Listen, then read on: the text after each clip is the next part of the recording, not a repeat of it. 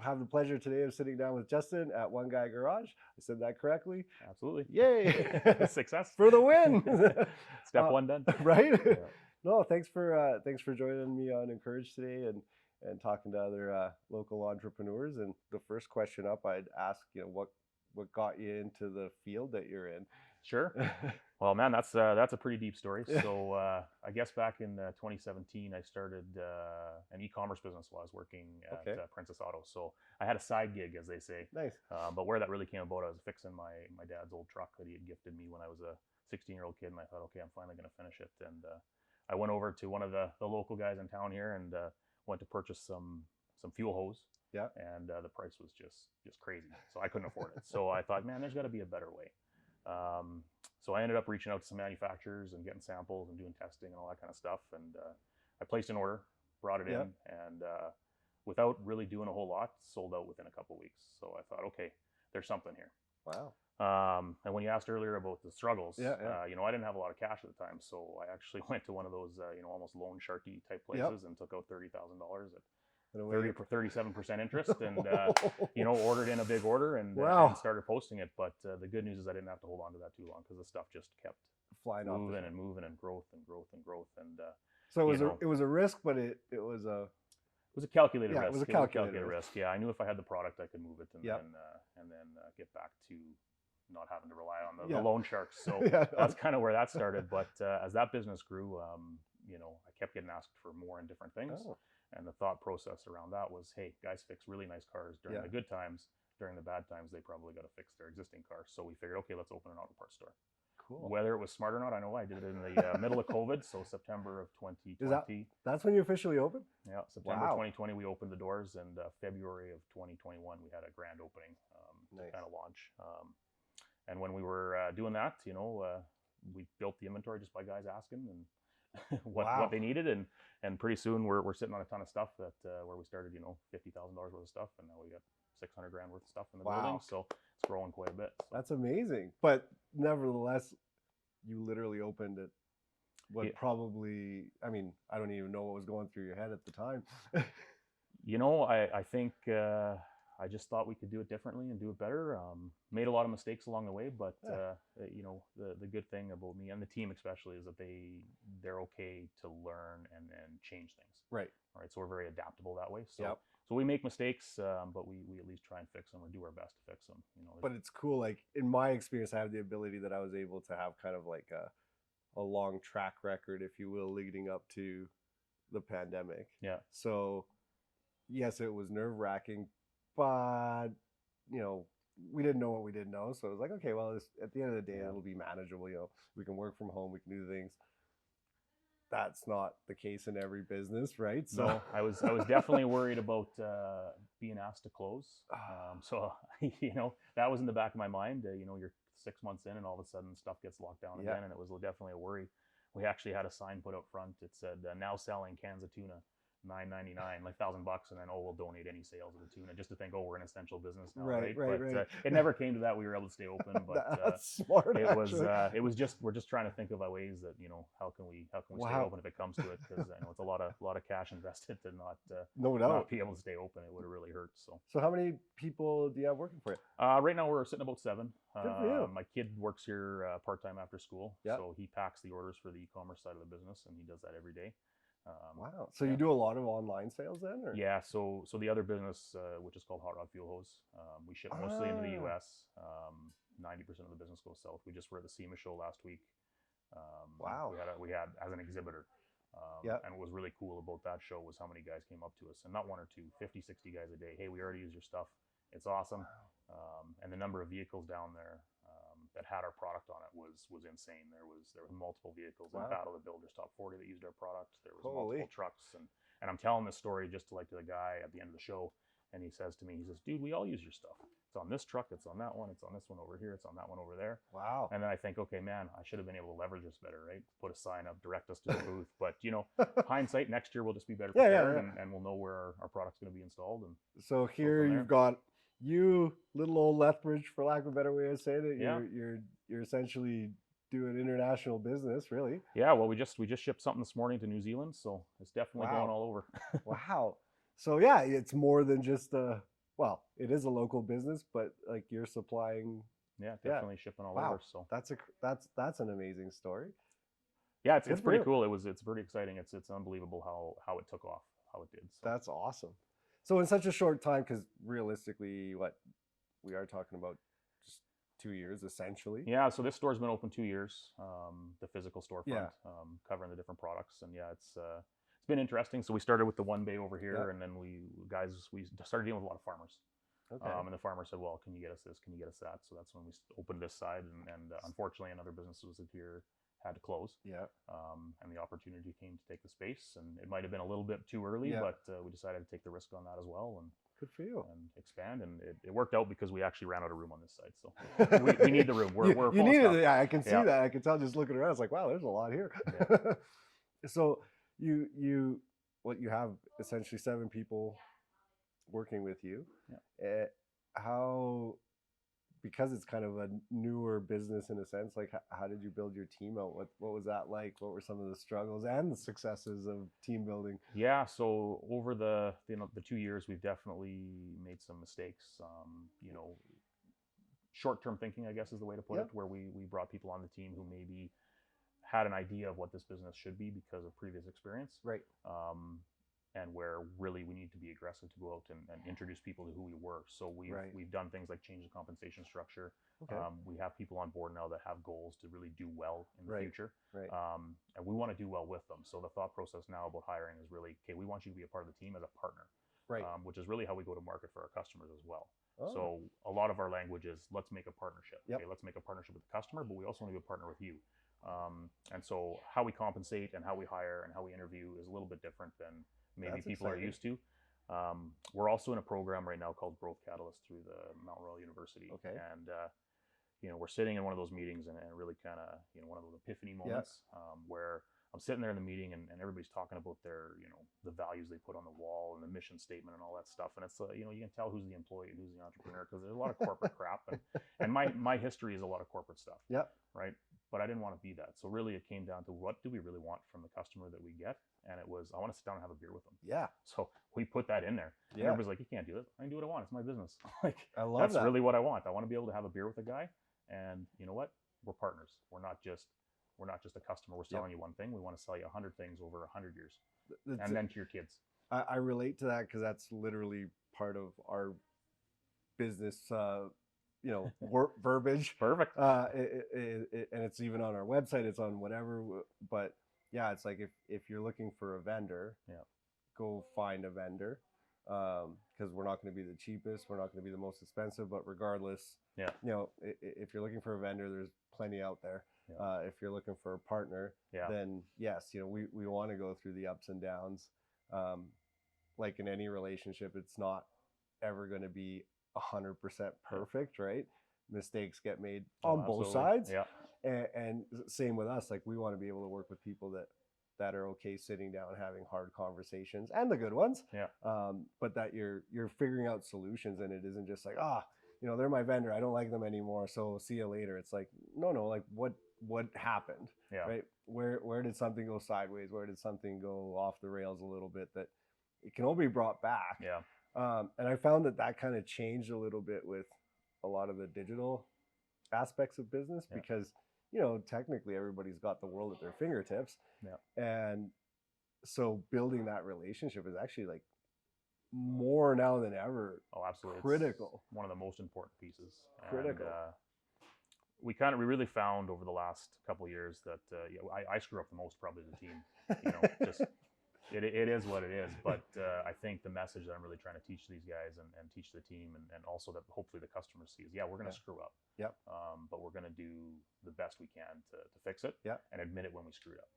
Love it. So I love that's kind of how we go. We've driven to Calgary a few times to get stuff because we didn't order it by mistake or whatever. Yeah. But just doing right by the customer at the end of the day. I mean, it doesn't mean that the customer is always right, but you really should try and do everything possible to make sure to mitigate. Yeah, absolutely. And make them walk away at the very least saying, hey, they did what they could for me, even if the relationship didn't work out. Like, I always say to my team too, like, if somebody leaves here, the main thing I care about is that they can't walk away saying that we didn't do our best, right? And that they're not going to walk away to tell the next company that they go work with, oh yeah, those guys, da da da da da. It's like, you know what? They were great, but they didn't work out. Yeah. I can appreciate that. That happens in life, right? So, Totally. so yeah, no, that's really cool. I love just seeing how. I mean, I know you were doing it longer, but like, as in terms of the physical store, just like realistically, like the growth that I'm looking at in such a short period of time is. Yeah, there's a couple things that interest me with that is the number of guys that maybe came in when we first opened, and then they haven't come for a while, and they decide to come back, and they walk around and they go, "Oh, you guys changed, holy!" It's fun though, right? They're like, "Wow." Yeah. The flip side is how many people still come in and go, "I didn't even know you were here." Right. Right. Like, when did you open? 2 years ago, and you got this much stuff? Wow. Yeah. Yeah. So, I think a lot of that comes to the history, and I kind of know the industry a little bit working at my last job, and I know what moves, and I know what people are doing, and just making educated decisions around what to bring in. Is that what got you to, I guess, flip the switch to entrepreneurship? Like, obviously you had this quote unquote side gig, but what was like entrepreneurship has always kind of been in my blood. My first business, I was 13 years old. I lived in Claresholm, and I rode my little bike downtown and fixed computers and sold computers for a business. And I remember the local guy in town was getting upset because this kid was stealing the business because he just knew what he was doing. So the customers liked me. Oh, can I get into your building after 5 o'clock because I got a test this afternoon? So, but that's hilarious. That's how I started. And then I done a lot of other businesses that have failed. Yep. I had a web design business for a while that I ended up selling, and then there was another business where I started when I moved here. I decided, let's do that again. But most of the clients were in Calgary, so it was a bit of a headache. So I just kind of closed her down. But so it isn't that you were just working and then flipped the switch. You have a background in. It's kind of been there since a long time ago. Yeah. Yeah. This was just the one that ended up technically sticking. Yeah, that's right. Awesome. That's pretty exciting, man. 13 though. 13 is that what you said? Yeah. 13. Yeah, I couldn't even drive. Yeah, I ride my bike. That is what I could. I can appreciate that because when I was, I guess I would have been about the same, give or take. Yeah. I was in junior high, and they had those like school work programs. Okay. Right? Yeah. And at the time, I was fascinated with like music. And car stereos were a big thing back then, right? I'm aging myself, but hey, I was around during that time too, man. Right? That was like the cool thing, like get those subs in there, the different audio equipment, and so I was fascinated by it, and so I desperately wanted to work at A&B Sound. Okay. And so when I got the work placement, they put me in like the CD department, and when the work placement was over, they're like, yeah, okay, like see you later, right? And I remember going to the manager. I'm like, hey, like I'll do anything. Like, what do you got? What do you got? What do you got? And he's like, kid, like I got nothing for you. Like you're too young. Da da da da. And I kept going back, like all the time. Every week I'd be like, do you got a job for me? Yeah. No. Do you got a job for me? No. And you wore him down. Yeah, like just totally. And then finally one day I'm like, do you got a job for me? And he's like, okay, I'll tell you what, but you're not gonna like it. And I'm like, okay, what do you got? He's like, I don't know if you're familiar with the building, but it's kind of a big, almost C parking lot, right? It's got that whole back section to it. And he's like, it was just after spring, and he's like, dude, you got to sweep the parking lot. Yeah. And I'm like the whole parking lot? And he's like, yeah, I need the whole parking lot swept. If you're game to do that, I'll pay you to do the job. And I can't remember exactly what it was, but it was like $5 an hour, right? Is what he was willing to pay for me to sweep the parking lot. And I was like, cool, I'll do it. Yeah. And I didn't even finish with him. And I got home and I got on the phone and I called a buddy of mine. I'm like, hey, how'd you like to make $250 an hour? And he's like, doing what? I'm like, come help me sweep a parking lot. So it was like efficiency, right? But that was like one of those exposed moments of, okay, like all I care about is doing the job good and quick. Yeah. Because then maybe I can ask him for a job, right? And so long and short, after that got completed, then he's like, okay, I'll hire you to be a janitor. And so I was, cleaning the floors, cleaning toilets, Yeah. and I was only there for less than a year. Okay. But by the time I had left, I was managing the warehouse Okay, cool. as just a young kid, and he was just like, "You're so efficient," da da da da. But it's pretty crazy, like Yeah. from sweeping a parking lot to managing the warehouse inventory and all that Yeah, stuff. that's pretty Like, cool. and so I share that story with you because similar to what you're talking about, like, yeah, you gotta like, don't be afraid to like start at the bottom. Yeah. I think a lot of times in today's world, there's some expectations to Start at the top. to kind of start at the top. Yeah, yeah, we see that in hiring all the time these And I days, get it, unfortunately. like I get it, like I get the world, I get the economy, I get all those things. Like you gotta be able to put food on the table, and I understand that. Yeah. But at the same time, work for it, prove Yeah. it, show it, Yeah. develop, right? And I think that's pretty important too. So Absolutely. does that play into like your employer culture at all? Like, Yeah, yeah, absolutely. I mean, as we continue to kind of figure things out, I yeah, guess a lot of the conversation is like, we want you to do well, yeah, but you got to do well. yeah, And that's kind of how we explain it to these guys. I mean, where we screwed up in the beginning is we kind of just didn't really know what we're doing. So we yeah, bring people in and, okay, we're doing this today, we're doing that today, we're setting up the store, we're moving inventory. But there was really no long-term thought process as to how we pay, how we get them to grow, and what the outcome is at the end. right, So I mean, nowadays it's really clearly defined. Like, here's the role, here's what we expect from you, here's where we want you to be in 6 months and a year, and the potential is there to really earn good money. right, But we need you to build relationships with our customers, right. as a business and as yourself. I like that. I like that. That's a we, good takeaway. I'm going to digest that one a little bit more. Well, because it's true. Some roles are tough though. Like some Yeah. roles are tough to, I guess, implement extra performance, if you want to call it that, incentives. So it can be challenging. Yeah. But yeah, I like what you're saying there. It's just thinking about that, and even if it's slow, finding ways that you can incorporate it, I guess, would be a Yeah, I mean, I can think of some conversations I have where there's not too many customers in here, Yep. right? Okay, what are we doing to invite them in? right. It could be a social media post. Yep. It could be making up a new flyer and send an email. Right. Or it could be a phone call from Right. some of your guys that haven't been in a while. Yeah. So there's that coaching that happens behind, what does the downtime look like, and what does good look like is Yes. really, really important as well. So, I mean, good to me isn't scrolling TikTok at the till. Good to me is, what? You got that phone in your hand, dial a number, Yeah. and talk to somebody about, how we can help them and help improve their business. Make a connection. Make Absolutely. a connection. Yeah, I get that too. Activity. Something my business partner kind of instilled in me. Yeah. When we became partners, he's like, just keep the activity going, and Yeah. it'll start to come, right? The minute that you shut the activity taps off, it's not going to happen right away, and that's what people don't realize. Like, I was even just talking to a guy the other day, and I said, like, for example, sales cycles recently have changed, at least in my business, where you could sit down, present, and get to a signing. Yeah. Could take anywhere from an hour to a couple of weeks. Yeah. Now a lot of those are taking 2 to 3 months. Yeah. People are taking a lot more time to make that decision, and da da da da da. So yeah, it's even lengthened like the sales cycle process. Yeah. So what you're like, the seeds you're planting today, yeah, it might take time to grow for sure. right? And so if you stop, you don't that could affect you 6, 8 months, 12 months down the road. Yeah. Not just tomorrow. Absolutely.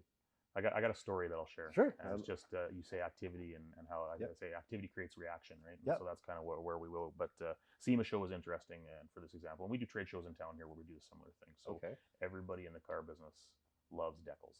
They love stickers.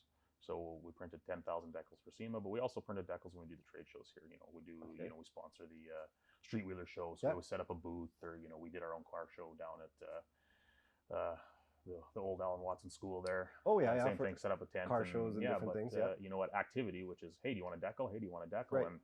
And SEMA show was interesting because we're sitting here at our booth, and there's vendors on all around us, and day one we're at it. hey, you want a decal, right? And we all got Nice. these name tags. They say where they're from, so you pick up on things. Yeah. Oh, Yeah. you're from Canada, you got to take a decal. Yeah. You're nice. You got to be nice, right? Yeah. So Yeah. then all of a sudden they take a decal and they start having a conversation, and then you kind of interact with Simple. people, right? The funny thing is as we're doing that, we're halfway through day one, and then all of a sudden our neighbors are starting to do the same thing.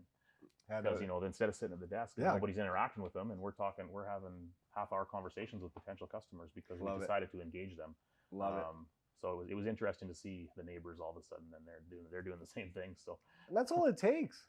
It's just like that was your icebreaker. Yeah. Just to say, hey, here you go. You want one? Yep. And then you start learning about each other. Exactly. Or sharing a story or whatever, right? Yeah. People like to talk. Oh yeah. People like to share their stories, their experiences. So it doesn't take a lot to spark that conversation if you just are willing to get off your seat and engage. Pay too much money for that booth not to engage people, so definitely had to take part. Speaking of the e-commerce side too, I'll say both, but the e-commerce side intrigues me too, and I think it might intrigue a lot of people that probably see lots on social media. You see stories about Amazon reselling and this and that, and so as someone that's kind of gone down the gauntlet of e-com, like, what did you find was the best way to attract customers? When I first started that business, I kind of did it in a way, a little bit guerrilla style. Yeah. So I would go on Facebook and join how to build truck groups, and I would just make a post in there, and every day I had a process where in the morning I'd post in 50 groups. Smart. Here's what we got. Check us out. And that really is what kind of kicked us off. And then obviously, we started getting to Facebook marketing, that kind of stuff. Yeah. Once we started getting some traffic. But yeah, that was where it began. Smart. And we're still active in a lot of those groups today, but instead of us having to be the one that says, hey, check us out. Right. By the time I see the post, there's 15 customers that have said, these guys are the best, check them out. Right. And like, it's crazy. And then finally I got to the bottom, I'm like, yeah, I agree. But that's super smart, because joining we were just talking about that even off camera, but like being part of these Facebook groups, they're actually networking opportunities. Yeah, if absolutely. you treat them accordingly, you can get a lot out of them. Yeah. Well, I mean, perfect example is how many people don't know we exist still. So right. There you go. but on the other front, like you're saying, by you joining those other groups, you're actually engaged in the community of that car. Absolutely. The car groups. Yeah. And so you're able to engage in a way that it speaks to them. You're speaking directly to the people that ultimately can become your customers. And I love it. I think that's super smart. That's brilliant, actually. How long ago did you do that? 2017 is when we opened that business, in September. Wow. So September 2017. And I just remember being so excited when that first sale, because I got the inventory. Yeah. That day, I'm like, okay, I put it as available, sent out an email. I got 30 people on the email list at that time. Hey, we got our stuff finally. Yeah. And I was sitting on the couch, and 9 p.m., me and my wife were watching TV, and then you got that Shopify cha-ching sound. I'm like, what the heck was that? I never heard it before. Right. So I'm like looking at my phone. I'm like, holy crap, I sold something. The excitement. Yeah, it was super exciting. And then I'm like, okay, well, what box do I put it in? I didn't even know what I was doing. How do I ship this? So I'm at Canada Post trying to get a label, and it's like, that's $40 to ship to the States. That's crazy. You're like, wait a minute, that's my profit. Yeah. So definitely that was something I had to figure out too, but we got her sorted out. And I mean, now we ship tons of boxes. Wow. There's probably 60 sitting in the back right now to go south. So it's Black Friday week. So. Right.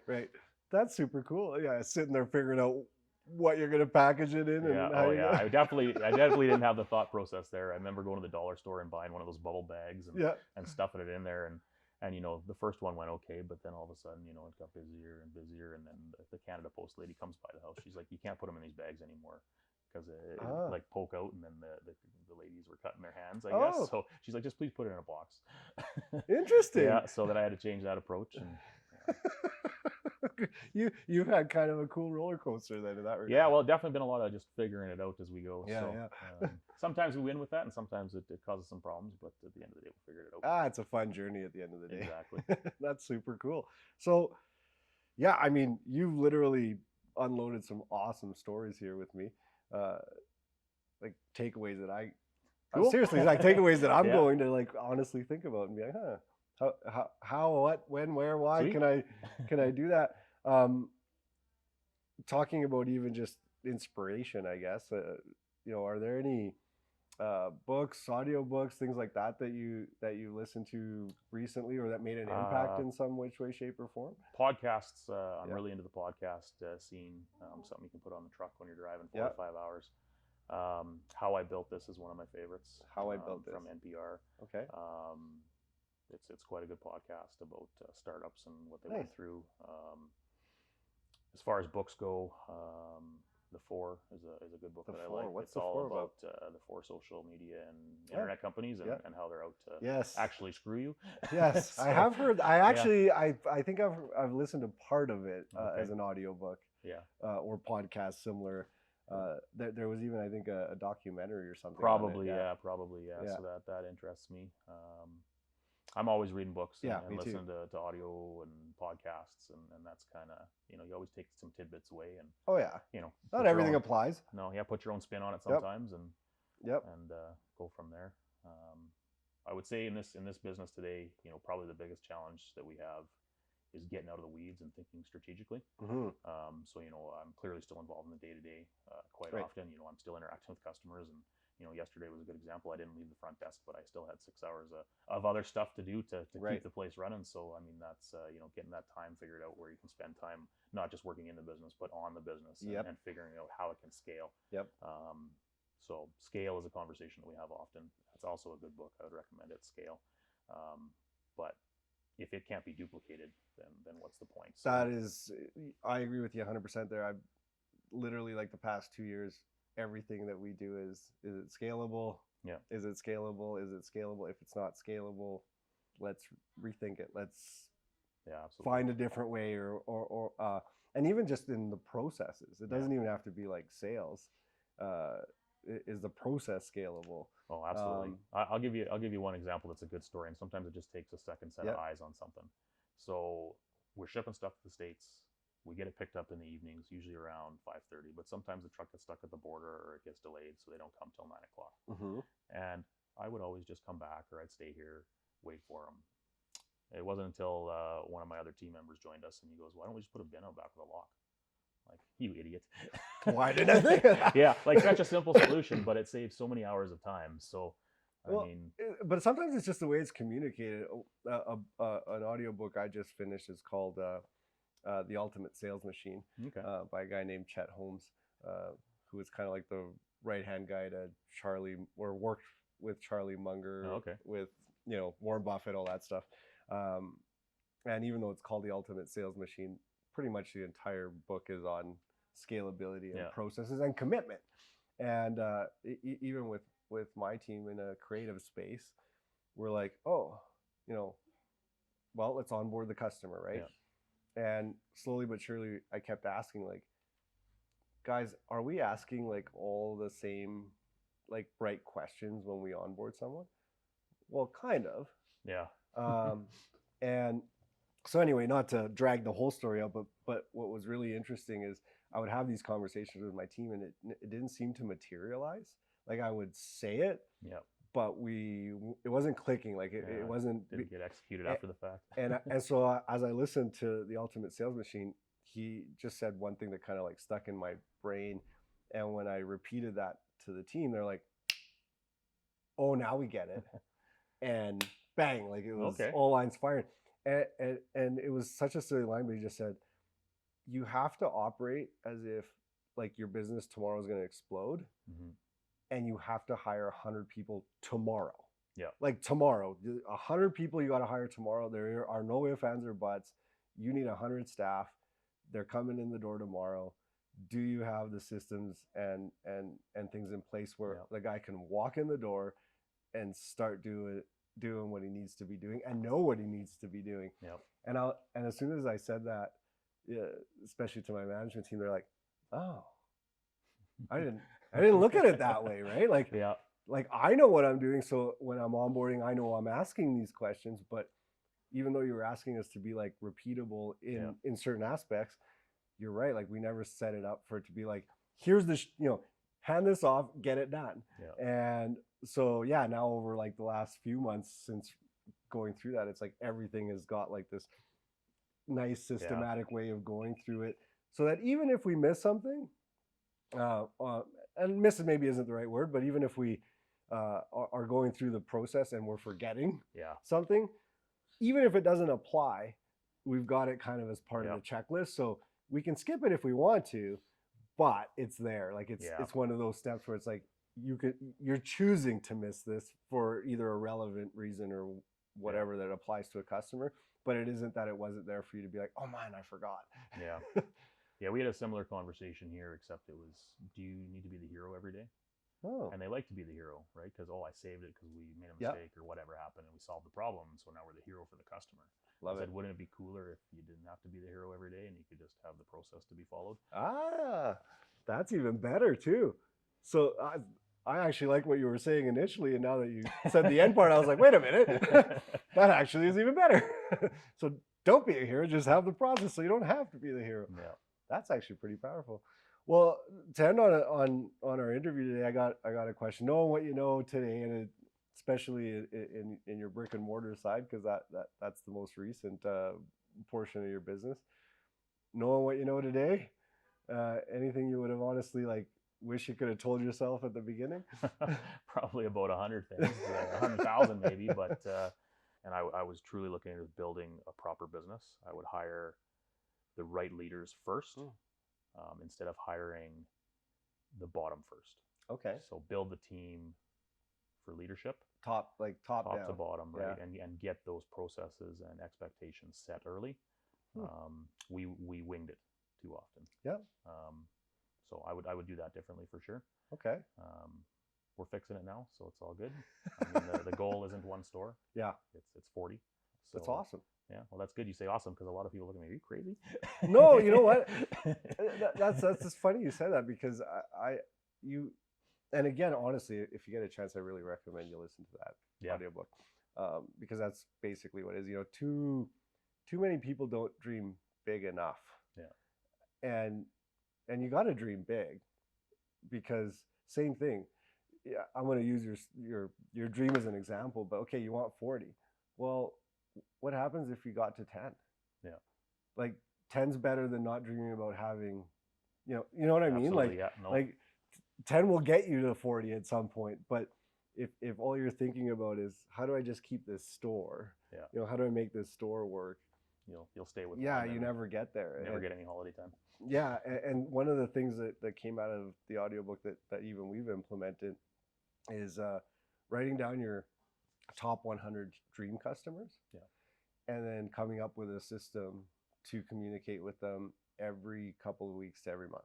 Yeah. That's funny. We just did that. It may take years, right, before they buy from you.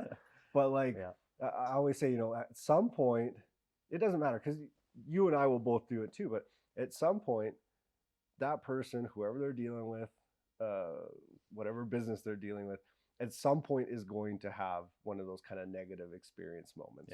Whether we like it or not, it's bound to happen. Whether it's a conversation, whether it's a delayed order, or whatever that is. If you're always at least planting that seed with your dream customers, one way or another, at some point they're going to have that experience, and they're going to be like, I'm going to reach out to that company, that guy, that girl, that keeps reaching out to me, even though I've deleted every email or whatever the situation might be. Today's the day, because you were memorable, at least as an option. And so that's like talking about the ultimate sales machine. That's kind of one of those things where I'm like, that is something, again, that is like a simple, but like you just don't think about it sometimes that way, of like, what's your direction, and just keep feeding that direction. It's not going to happen tomorrow, but like you say, if you've got 100 and you land 20 of them, man, it has a big impact. You got a whole different business all of a sudden, right? So we definitely screwed a lot of that up. We all do. We'd go out and see somebody, and then something would happen, and we wouldn't follow up for 4 to 6 weeks, or they asked for something and we didn't do it urgently, right? And so we screwed that up more than once. So now we're having to go back and say, we're sorry.